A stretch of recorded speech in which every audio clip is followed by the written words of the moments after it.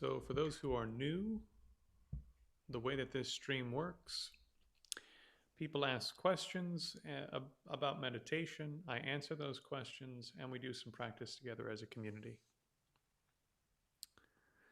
So a comment coming in here. So someone told me if there's no anger or sadness within, then none can induce it. But trying to meditate more, but it seems like there's only so much meditation can do. Okay, okay. So this is a pretty common idea that within a relatively short period of time, I hope my audio quality is okay. Please do let me know if it's not. It's a pretty common idea that within a relatively short period of time of meditating, without adjusting your lifestyle at all, that your internal problems should go away. Let me just give you a quick story as an illustration, a very brief story. I met one of my students about 4 years ago. I'm not going to mention their name for privacy reasons, but this particular student had already been meditating for 30 years. 30 years, modern mindfulness and Vipassana practice.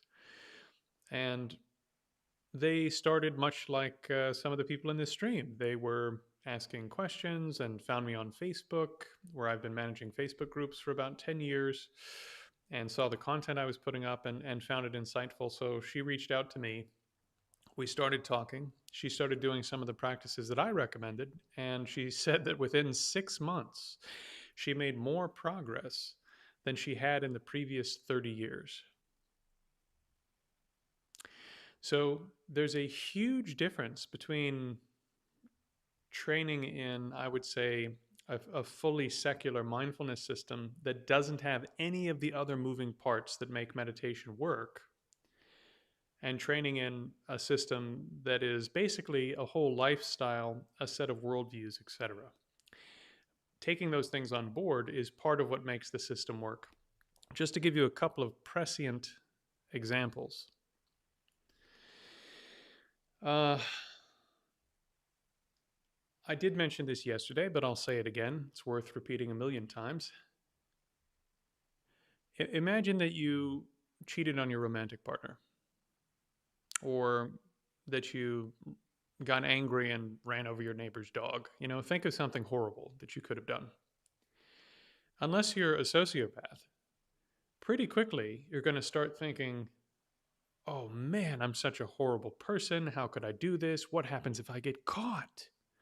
Oh, how are these people going to react? And then you, of course, probably like most people, you start to lie about it. Maybe your conscience gets the better of you at some point, maybe it doesn't. But your mind becomes totally engrossed in this negative action that you performed. And so when people ask, well, why isn't my meditation progressing? And of course, we're not cheating on our romantic partners every day or killing the neighbor's dog, but we're regularly throughout our life engaging in non virtue. We're engaging in unethical actions. We're being dishonest. We're being spiteful. We're chasing around our negative emotions and doing misdeeds. And because of this, by the time we sit down on the meditation cushion, our mind is a mess. So, the bedrock for training in meditation is to have a life that isn't in chaos and to have a mind that isn't in chaos because of your past transgressions. And I can say all of that without mentioning anything about religion. This is just how humans are wired up unless you're abnormal, you know, unless you have something wrong with you psychologically. So the opposite is also true. If you do a lot of good things, if you help people, if you put yourself out there in a non-neurotic way, because some people do it just because they want to be more important than other people. Hey, hey, Dr. Internet. I see that you're dropping into the stream. It's good to see you. Um, well, anyways, long story short, ethics is tremendously important if you want to train in meditation, and not for religious reasons, but because your mind will be disturbed and your life will be chaos, and that'll interfere with your training, period. So, Ethics is one aspect. Sleep is another. If you don't manage your sleep properly, it's very difficult to make progress in meditation. If you don't manage your diet to some degree, relatively speaking, just trying to, you don't have to eat weird things, just if you're constantly over consuming, your mind will be hazy and it's difficult to do your practice. If you're constantly consuming all sorts of media that really disturbs your mind, it's difficult to make progress. So you have to you learn to manage yourself. So there's no way to now circle all the way back to within a short period of time do a bit of meditation and have that fix everything, right? So that this is answering Bell's comment.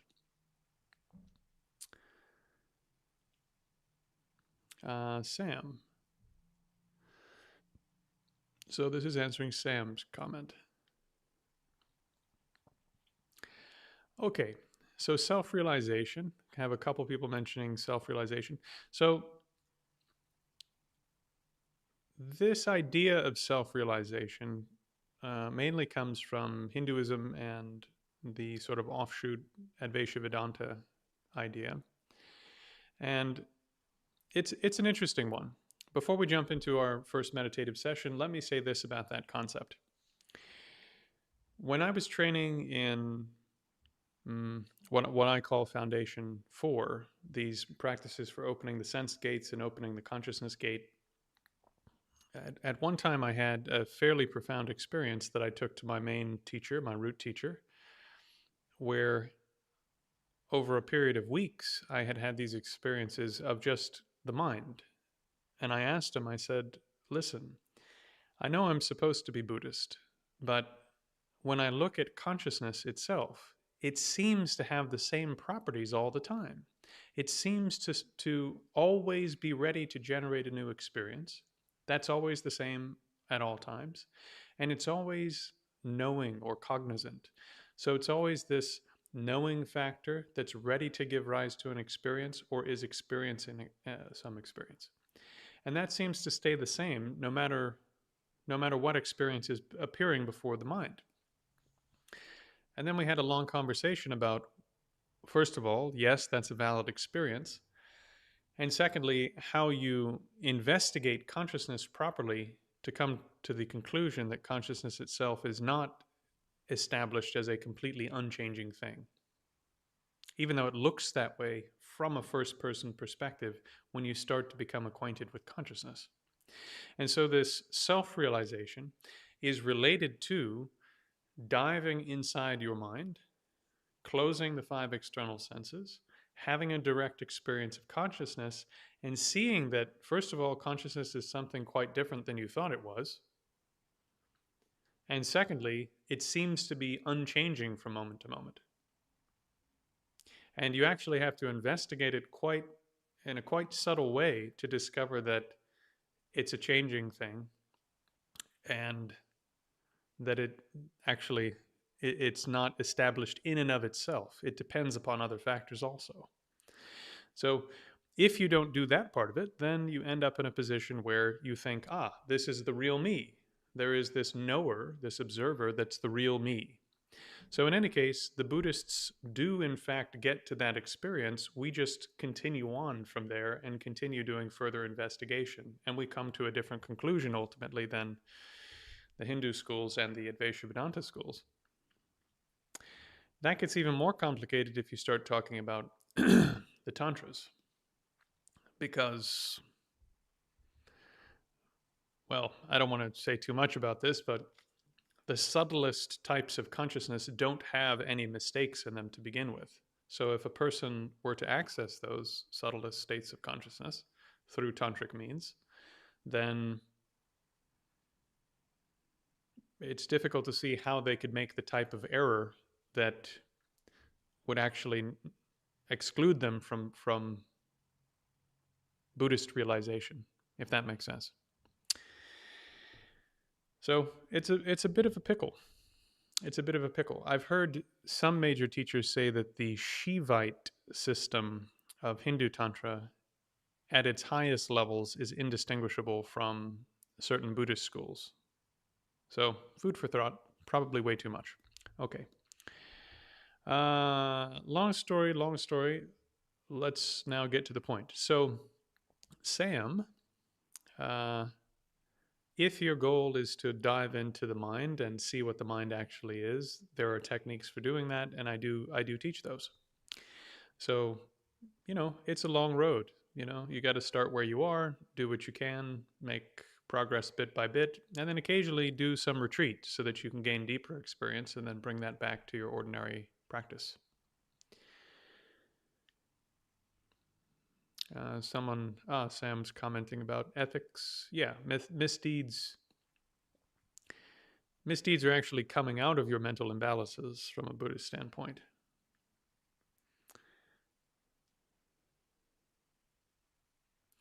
And Cleric says, of course, self-realization in Buddhism is realizing that there is no self.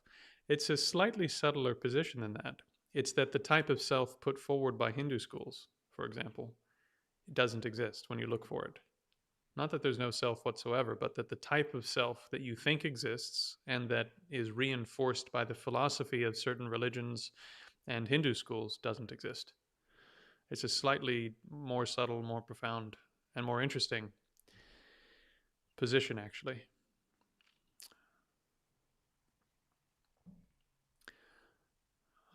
Dr. Internet, I've been thinking about something lately. I work in healthcare and meet many people in very hard life situations. Do you have any anecdotes for practice being beneficial for these people? Yes, actually. Not just anecdotes, but there's there's really good cognitive scientific research on, if you're in the medical field, things like mindfulness practice and Vipassana, which I teach basically as Foundation 2 and Foundation 4. Those two cover most of what they're doing in Vipassana practice, but it has a slightly different flavor the way that I do it, that I think is better for lay people who aren't in retreat. So yeah, cognitive science will tell you that those practices are tremendously beneficial for people who aren't doing very well. It can improve their health outcomes. As you know, if you're in a better frame of mind, you're more likely to heal and heal well from whatever's ailing you.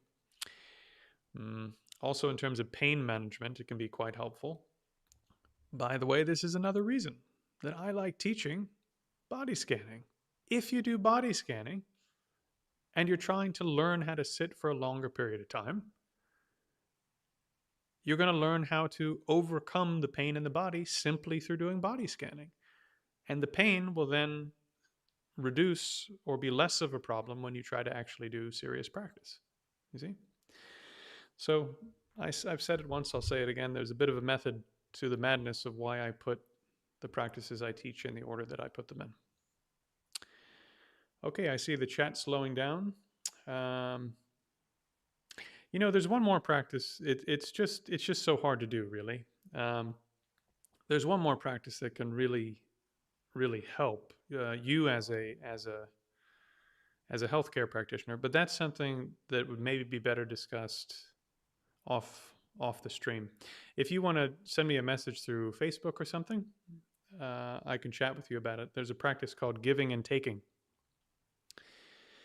So giving and taking practice is really phenomenal for dealing with difficult circumstances and dealing with sort of building yourself up to deal with difficult circumstances from day to day. And it may, in theory, it may have a beneficial effect on the people that you're interacting with too. Exactly the mechanism for that, hard to say, but when you're around other people who you can tell genuinely care instead of just clocking in and clocking out, that probably has some kind of beneficial effect, Okay, shall we do some practice? Before time runs out.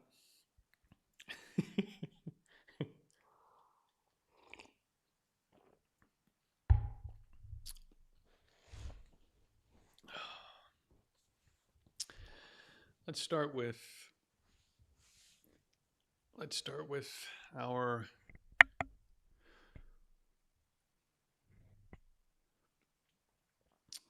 intensive breath meditation.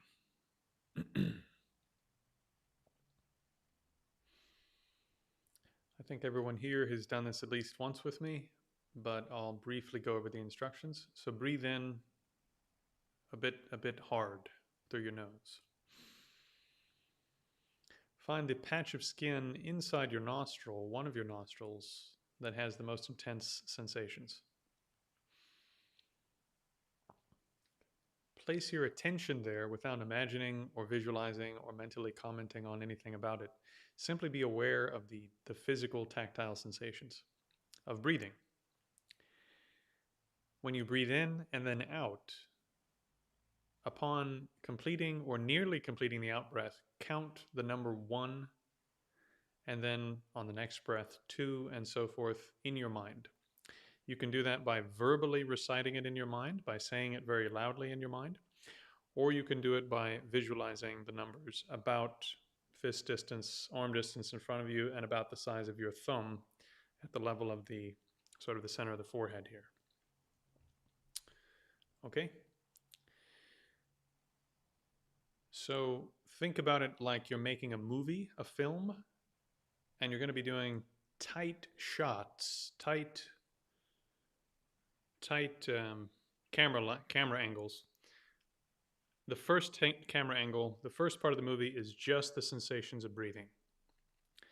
And then you pan the camera up and you see the number 1 on a black background or a white background.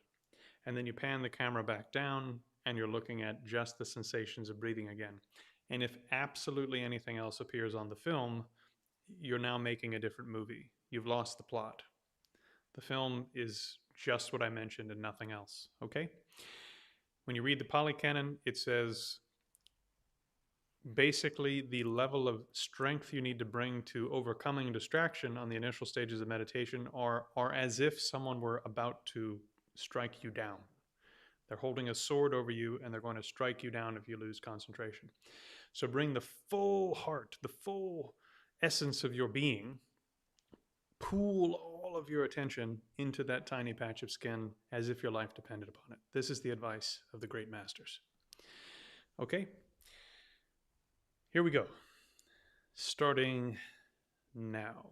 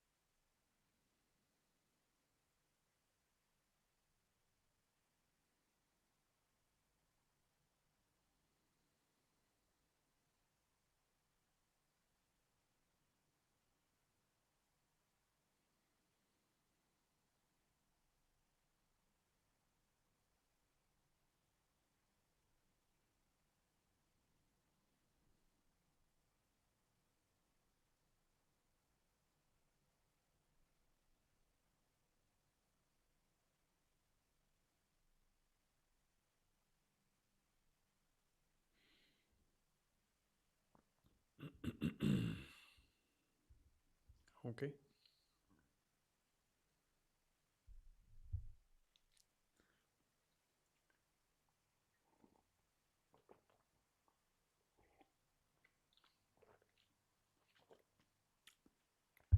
Comments, questions, concerns?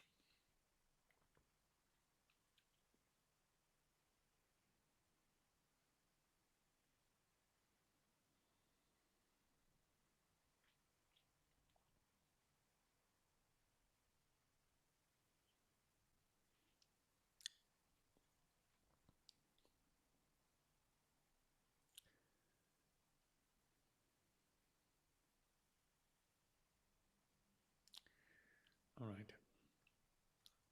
If there are no questions, we'll just jump into the next session. Good. Cleric says a little bit better today.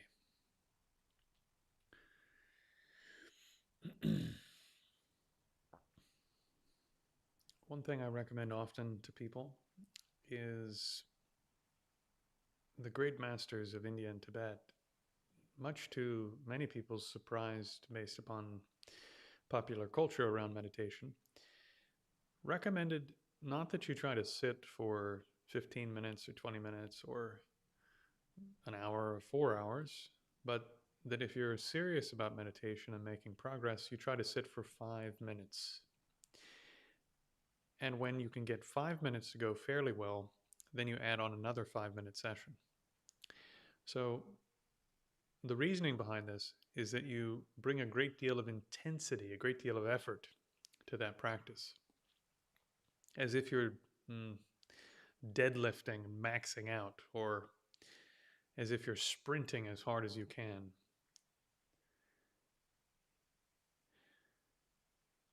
My root guru used to say, as a beginner, when you first try to meditate, it should be like a workout. You should be sweating when you get done. That's how much intensity, how much effort you need to bring to it. You'll probably be tired afterwards if you're really going for it. And so after about 5 minutes, if you're really going for it, your mind starts to get tired. You start to lose the ability to exert that kind of effort. And you need to take a short break, like doing interval training at the gym. So we just did our first interval. Let's do a second one now that the mind has recovered a little bit.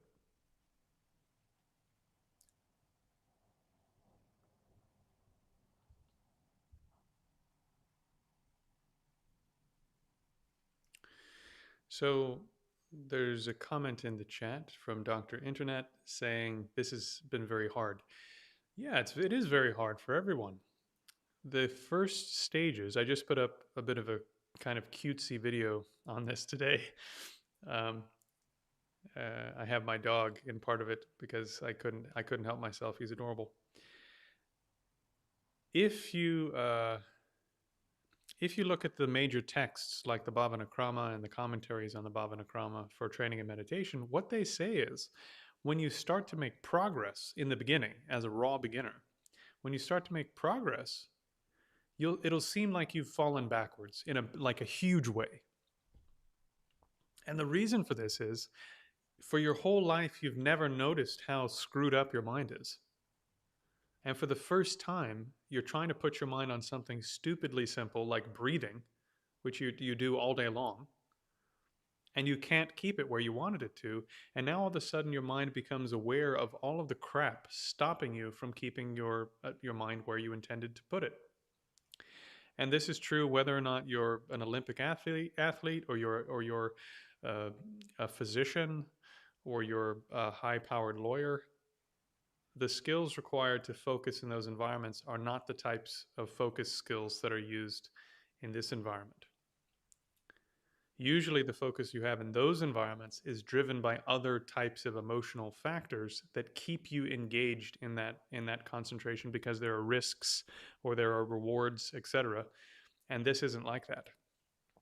And so you can't generalize the concentration you have in your kind of ordinary intense environment, let's say at work, and uh, you can't generalize it to meditation, and you can't generalize it to other things.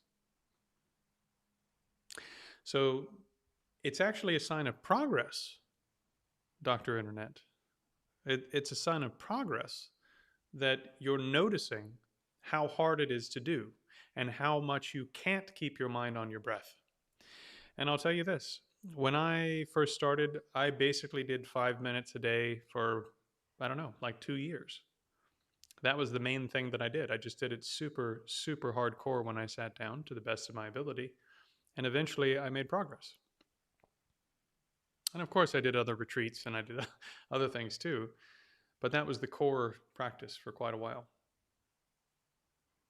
So it will come. It will change. And what I'm trying to do is pour all of my mistakes, pour the wisdom gained from all of my mistakes into you guys so that you don't have to waste as much time as I did. Okay, so that's our rest between the 5-minute intervals. So let's do the next 5-minute interval. Okay. So once again, place your attention on the most intense patch of skin in terms of sensation you have in one of your nostrils. Breathe in. Find the patch of skin that has the most intense sensations. Count from 1 to 7 and then back down from 7 to 0. Take a short break on 0 just to scan your body and mind. If you need to adjust the body or mind, you can do it then. But other than that, keep perfectly still and put everything you have into holding your attention on the breath and counting it with whatever number system you can. You're either going to visualize the numbers or you're going to say them mentally with a great deal of force. Okay, here we go. And begin.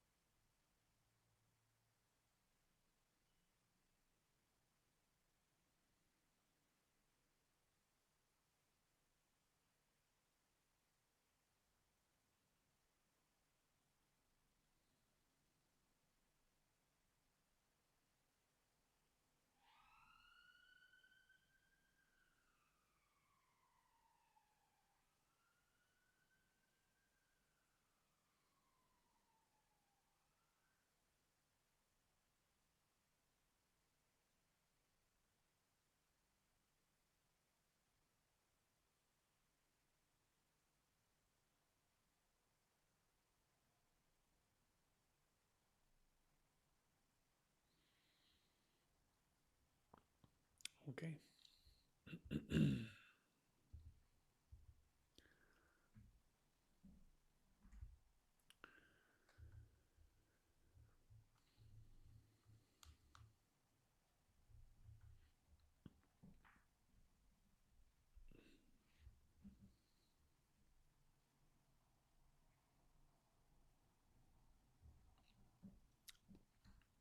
So, any questions?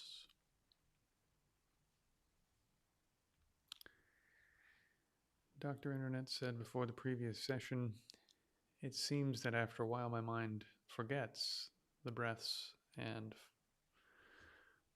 what does that say? Follows anything else. Yeah, that's actually a really, really nice way to put it. So we've talked about before that there are two mental factors or cognitive factors, according to Buddhist psychology, you need to train, you need to develop if you want to be able to train in meditation. The first is mindfulness, which is very poorly understood. The term sati or smrti, which is often translated mindfulness, actually refers to memory. And it refers to both long-term memory and active or working memory. So you need to remember the instructions you were given. If you forget the instructions, which is long-term memory, right? Because you heard them a while ago. If you forget the instructions, then you won't know what to do in the moment as you're trying to do it. Secondly, you set the intent, for example, to place your mind on the breath. And you have to actively remember that that's the task you're performing at the moment.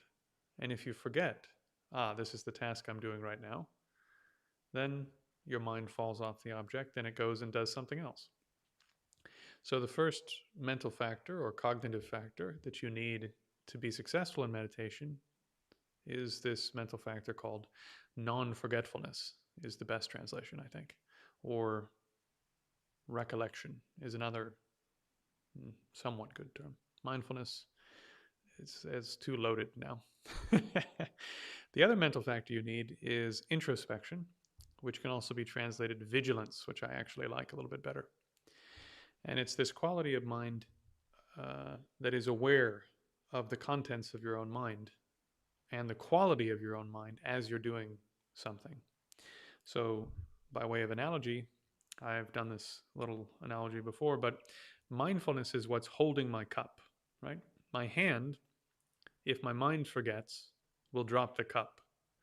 So it's my faculty of memory, in large part, that actively remembers, hey, you're holding this cup, that's holding the cup up in the air.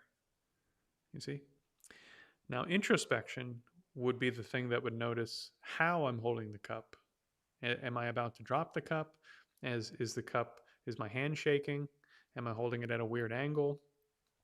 So introspection is aware of the quality of how I'm doing as I'm actively remembering to do something. So these are the two mental factors you need in order to train your mind up in meditation. Now, there's also an order to the development of those qualities. If you can't hold your mind on the object of meditation, how are you going to notice the quality of your meditating mind? It's impossible. You don't have a meditating mind. So the first quality you need is to develop recollection or non-forgetfulness. And this is why in Foundation 1, i.e. intensive breath meditation, we work on this extreme intensity of effort in a short duration, because you're building up the skill of just not forgetting what you intended to do. That's it. You're not working on all the other stuff. You're not watching your thoughts float by like clouds. You're not doing any of that nonsense, okay? If you had 16 hours a day to do that, it's an incredibly profound practice to just sit and watch your mind. If you have 10 minutes, it's not a great practice, in my humble opinion. Not the most effective practice. Highly effective practice, intensively put your mind on the breath and develop some mindfulness, some non-forgetfulness, some recollection, some ability to not forget what you intended to do.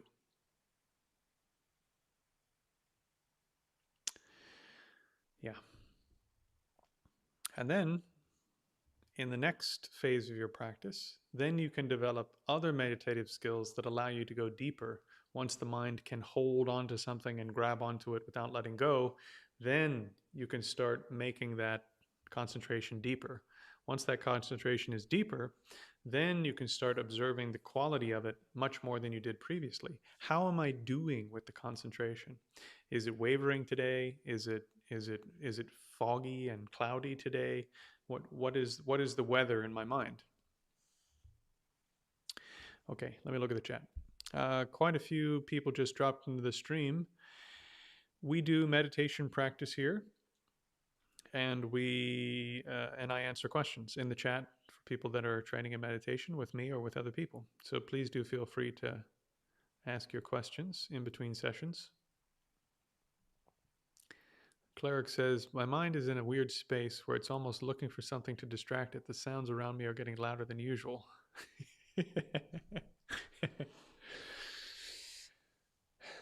So we haven't talked about this, but the main problem that you have in the first 4 stages of meditation, according to the Bhavanakrama tradition that left the Middle Indian period, went through most of the Middle Indian period and into Tibet and into modern times, is a very, very important way of thinking about training in meditation. The main problem that you have in the first 4 stages, where you're just trying to develop recollection, the ability to hold your mind on the object, is another mental factor called excitement. And again, we have to use English terms. Don't think about it as excitement in the ordinary English sense. Excitement means that your mind is looking for an object of pleasure to engage with.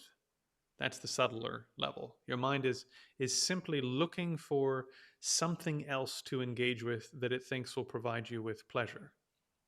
That could be the generation of a thought, so that you can then ruminate in some sort of way on the thought. It could be a sound. It could be a smell. You could be, if you were meditating in public, you could be distracted by someone attractive walking by. So your mind, when you try to hold it on something for a little while, the biggest irony, of course, being that if you could actually hold your mind somewhere, it would, by definition, be satisfied. Your mind would be satisfied if you could just keep it where you put it. But instead, it goes seeking after satisfaction somewhere else, anywhere else. So let there be some sound in my room. Let there be some attractive person that walks through. Let there be some, incense smell that's better than smelling nothing.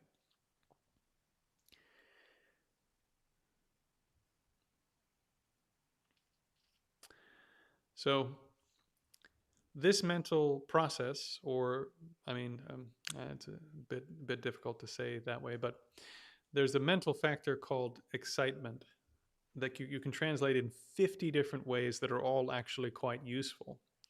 Flightedness is another one, that your mind has a tendency to fly off the object that you intended to keep it on. In any case, for the nerds in the room, it's a derivative of the mental factor of attachment, raga, which is the tendency of your mind to exaggerate the benefits or positive qualities of objects. So we do this all the time. Think about this example. When you find a piece of music you like, yeah, and you give it to a friend, you show it to a friend, and they go, "What the hell is this? You like this?" You're just shocked that they can't see the very obvious positive qualities of this music, aren't you? So our mind exaggerates the positive qualities of things as if those positive qualities were entirely coming from the things themselves.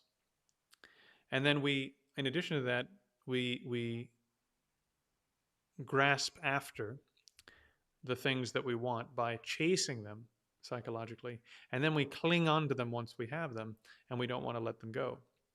So these are all sort of part of the behavior of this mental factor, raga, or attachment. So attachment has another derivative that is specific to your training in meditation, where you're trying to keep the mind on the breath, for example, and then the mind starts just looking for absolutely anything else to do because it's still seeking after some exaggerated sensory pleasure that will do better, it thinks, than keeping your mind on the object. In reality, it won't. It's absolutely astonishing if you can keep your mind in one place. I mean, if you can keep your mind in one place, you can generate whatever internal state you want. You want to experience bliss? Okay, bliss. You want to experience like unbelievable, overwhelming loving kindness? Okay, bang. You want whatever internal problem you have to start diminishing? Maybe it doesn't happen right away, but once you've worked on it and you have the antidote at hand, when you see that old habit starting to come up, you can apply the antidote and something else comes up. It's unbelievable. It's astonishing. But yeah, chase the pleasure.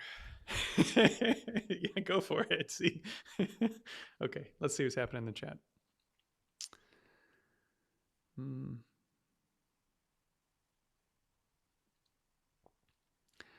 Okay. Say a little bit more about everything vanishing and coming back. I'm gonna run with what I think that means, and if it's not what I think it means, then I'll respond to that afterwards. So I think most people have had the experience of driving a car or walking somewhere, looking at their phone, or walking somewhere talking to somebody. And while you're traveling and moving through the environment, and you're in the car listening to music, or you're walking through the environment and you're looking at your phone, or you're talking to somebody and you're really enjoying the conversation, when you think back, you can't remember how it is you got from point A to point B. It's your vision, your hearing, your tactile sensations, all of it becomes a bit gray. And I refer to this as bandwidth. Your mind only has a certain amount of bandwidth to dedicate to your five senses and your mind and the mind itself. And since it only has a certain amount of bandwidth to dedicate to them, if you have 10 units of bandwidth and you shift like 7 of them over to your conversation, then the remaining 3 has to be divided up amongst all of your other senses and your mental cognition. And as a result, they kind of gray out, or they go down to like 56K, you know? they go down to standard definition instead of high definition. And if you continue with that by focusing on one thing, eventually they go completely gray and then black, and then they turn off completely. And so if you were focusing on the breath, for example, the rest of your body would, from a subjective point of view, not physically, but from a subjective point of view, because there's no bandwidth left to cognize your body or be aware of your body disappears. Because there's no bandwidth left to hear anything, or smell anything, or taste anything, or see anything, the other 4 senses also disappear. So your entire universe for a short period of time is just this little patch of skin you've selected. And this gets much weirder and much more interesting when you start opening the sense gates one by one. Because you add a lot of conceptual content from your mind, from your mental consciousness, you add a lot of conceptual content that gets peeled away or peeled back when you open the sense gates and just hold them open with concentration as they are. You get to see a bit of the layers that make up your being without the extra crap you put on top. And it's can be a very profound experience.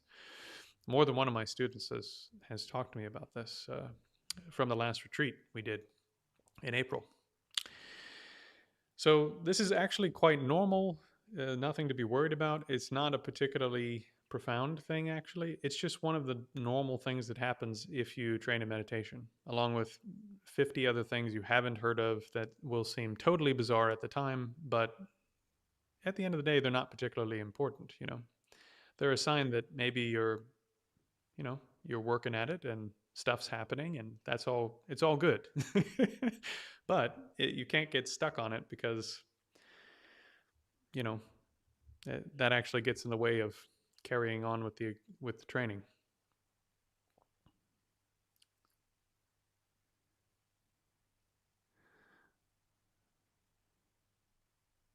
Okay. Yeah. So, one of the interesting things that happens, someone is describing here, Dr. Internet 8695 is describing they were doing some meditation practice and then they felt some kind of movement that maybe was in their subtle body, and as a result of the movement in that way, they had this experience that almost felt like they were falling backwards, and there was blackness and just silence. So yeah, that's slightly different, but it's in the same category. So think about it like this: when you train your mind in meditation, you are training the thing you're training the thing that is generating all of this.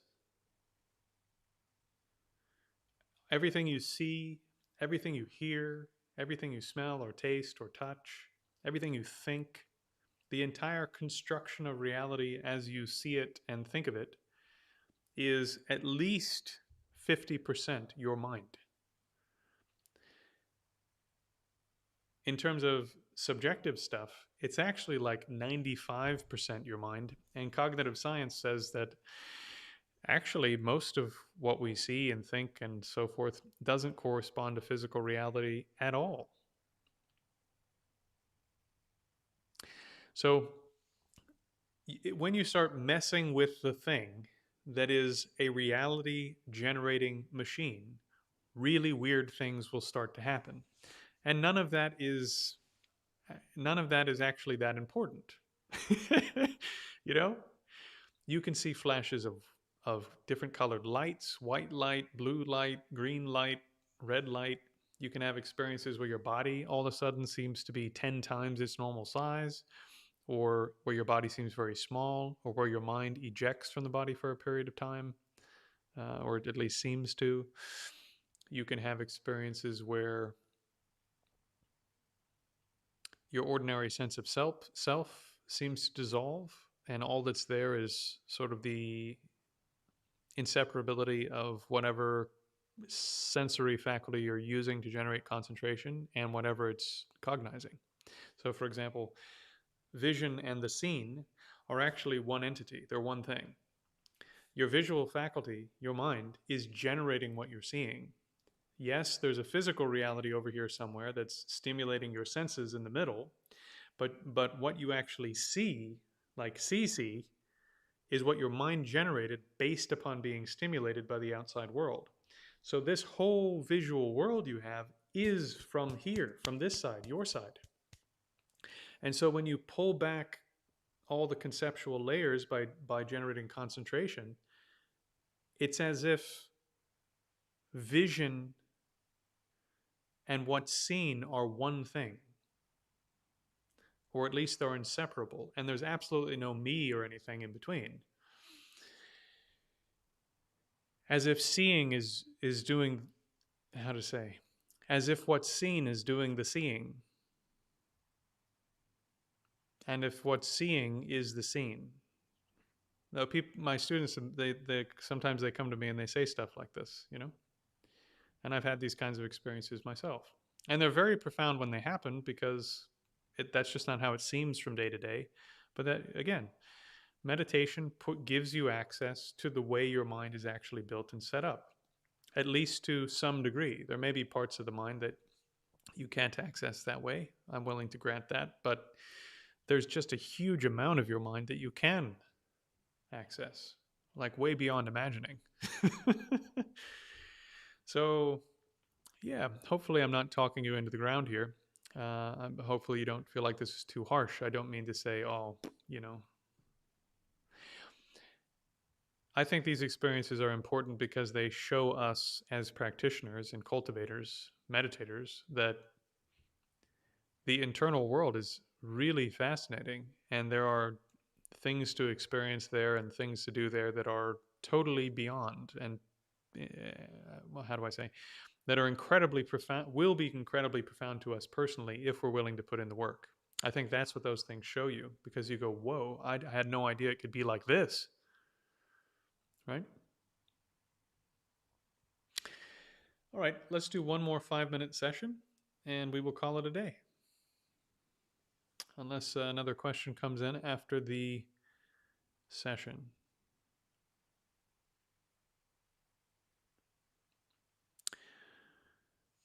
Okay, here we go.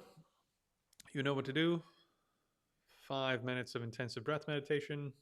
Begin.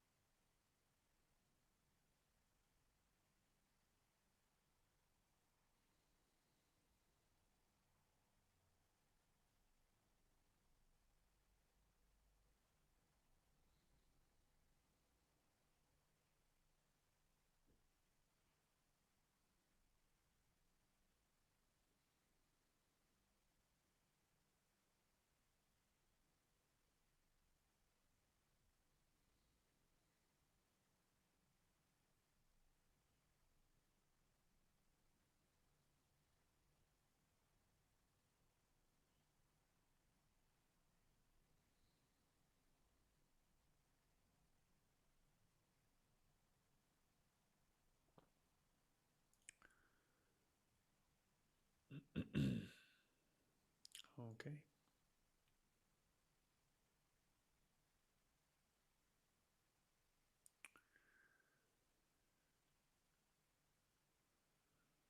Are there questions, comments, concerns?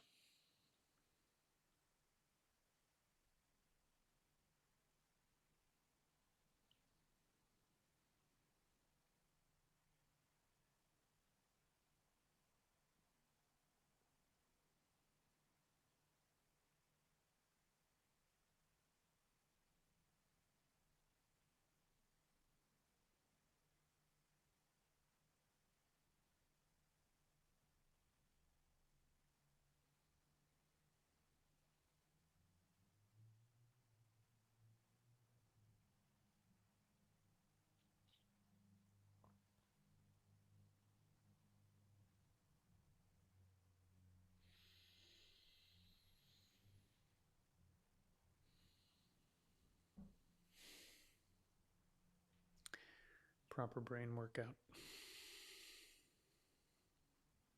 Indeed.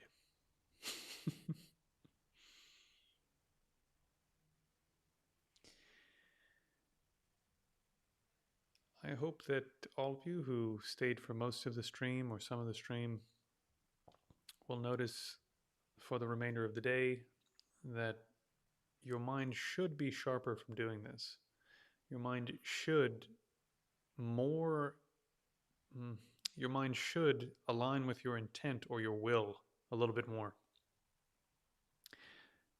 When you turn to direct your mind to do something, more of your attention, more of your mind will be directed in that direction, I hope. So, of course, we'll meet again tomorrow. Let me know how the remainder of the day and the evening goes when we meet up again tomorrow. Also, with a bit of luck, I'm editing a fairly detailed video. This thing has taken me like 40 hours. It's absurd. Some of you may know that I was doing something on the stages of the path, the Buddhist path to enlightenment. There's this tradition called Lamrim in the Geluk tradition of Tibetan Buddhism, and long story short, the crown jewel of the late Middle Indian Buddhist period, a gentleman by the name of Venerable Atisha, was asked by the king of Tibet to come to Tibet and help reestablish Buddhism, which was in decline at that time. And the Tibetans requested that Atisha write them a text that summarized the entirety of the Buddhist corpus. And for those of you who don't know this, the Buddhist corpus, again, rough estimate, because no one has counted it insofar as I know, is something like 24,000 individual documents just for the primary materials. Just for the primary materials, stuff the Buddha said and related materials. I mean, it's just an astronomically large thing. In addition to that, you then have all the commentaries by later masters, because Buddhism says we can all do this. We can all train in this stuff. We can all gain these realizations if you put in the work. And therefore, later masters, commenting on their own history, their own time, where they were debating other schools of philosophy or practice, either within Buddhism or surrounding Buddhism, added to the corpus. And so Venerable Atisha wrote this one text called The Lamp for the Path to Enlightenment. It's written in verse form so that you can memorize it easily, and then someone can comment on it later and you can recall it all and keep it in mind. And these later traditions, like the Geluk have, are based upon his Lamp for the Path, which summarizes something like 24,000 or 30,000 teachings on this, and then in addition to that, all of the commentaries. So really astonishing to have a greatly realized yogi, considered to be the greatest scholar alive at the time from India, write a single document that says, this is it, this is how you do it, and write it in a form that you could memorize. It's just incredible. And then so the Tibetans took that and they said, okay, well, let's fill in all the details, since this is like a skeletal text that just has, like if you don't know what all the terms mean and everything, it doesn't tell you much. And so we'll fill in all the details with all the stuff. And so the Tibetans came up with the Lamrim tradition, the stages of the path, and they wrote these texts where they filled in mostly based upon his text and a huge number of commentaries that are in the corpus to describe everything you need to do to go from a normal person to full enlightenment. Really incredible. Really incredible. So there's a whole host of these texts. There's 18 of them that are considered to be the pinnacle of the Gelug tradition's, I don't know, 800 years of producing texts like this. There are 18 that are considered exemplary.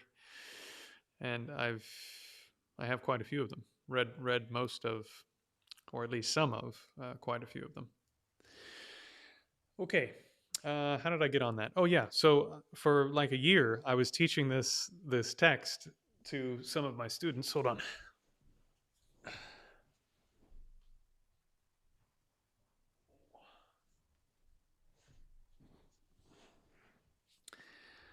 So you probably can't see that, but it's called The Essence of the Vast and the Profound. It's a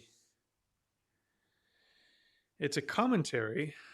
so the how to say, in the Gelug tradition, one of the 18 great Lamrims, stages of the path teachings, was written by the founder of the Gelug, Venerable Je Tsongkhapa. He wrote several versions of the Lamrim, and the longest one, the Lamrim Chenmo, the great treatise, the Chenmo, great treatise on the stages of the path, is his longest one. Then he wrote a shorter one called the Middle Length. And then he wrote a really tiny short one that you could memorize again. So this particular teacher, as I'll say in the video, Pabonk Rinpoche, is basically a modern yogi. He lived in a cave for a great deal of his life and was considered to be, is a relatively modern yogi. Died in 1941, I believe. So he taught a gentleman by the name of Trijong Rinpoche. And Trijong Rinpoche taught my heart teacher, who was a Western layperson, although I've studied with a great number of monks and nuns as well. And so I have a special connection to Pabonk Rinpoche's works because his sort of flavor of teaching was translated through Trijong Rinpoche into my teacher and into me. So, these texts touch my heart. Anyway, so I've been teaching this text to some of my students for the better part of a year, but we actually just got through sort of the preamble material, for lack of a better term, that helps you understand why the text is important and sets you up to really be receptive to the material. And now we're into the actual meditation subjects in the text. And so the video that I just made is amongst the last bit of the preamble material, but it's talking about what do you do between meditation sessions, which is why I've been talking so much about that. Hey, Offer John, you're hopping on just at the end here, my friend. We're about to wrap it up. So the video that's going to be coming out in the next couple of days, with a bit of luck, is about that. What do you do between meditation sessions? For those of you who have been with me a little while, don't get overwhelmed by it. You don't have to do all of that stuff right away. It's just sort of a list of stuff that can help hopefully without being too demanding.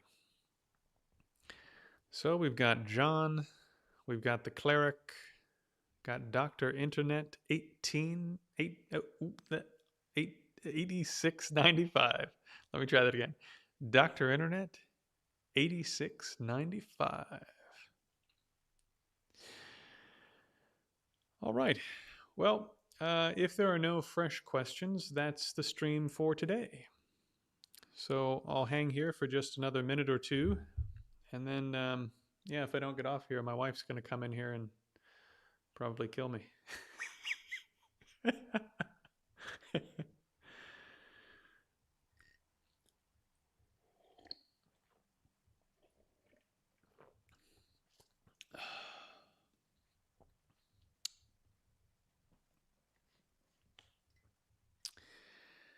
Okay.